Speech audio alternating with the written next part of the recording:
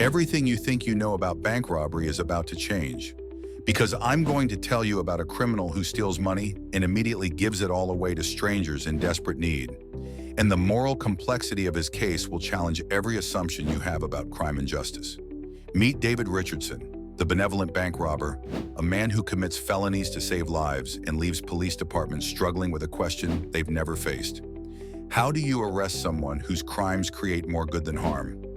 I'm Daniel Mackenzie, and this case forced me to confront whether someone can be a criminal and a hero simultaneously.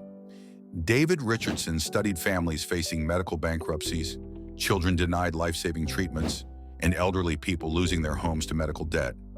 Then he robbed banks for exact amounts needed to solve these crises and anonymously delivered every stolen dollar to desperate families. His method was methodical, compassionate, and completely illegal, creating a moral paradox that split law enforcement, divided communities, and challenged fundamental assumptions about criminal behavior and social responsibility. Police couldn't stop David because stopping him meant preventing life-saving assistance to families in desperate need. Every arrest attempt generated community backlash from families David had helped and public pressure to allow his beneficial crimes to continue. By the way, everything I'm sharing comes from police reports, community testimonies, and ethical analysis included in my book, The Impossible Files. David's case has been studied by criminologists, ethicists, and social policy experts because it exposes tensions between legal systems and moral imperatives. Here's why police couldn't develop effective strategies against David. Traditional criminal investigation assumes criminals act for personal benefit, but David kept nothing for himself, making standard investigative techniques irrelevant for predicting his behavior.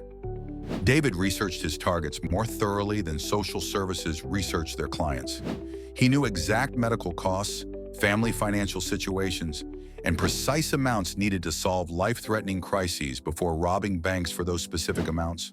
His first robbery was for $23,847, the exact amount needed for 6-year-old Maria Santos's cancer treatment. David walked into First National Bank, handed the teller a note requesting that precise amount, waited calmly for the money, then left without harming anyone. 3 hours later, Maria's mother found an envelope under her door containing $23,847 in cash and a note saying, "For Maria's treatment," from someone who cares. David never kept a single dollar for himself. No fancy cars, no expensive clothes, no lifestyle changes.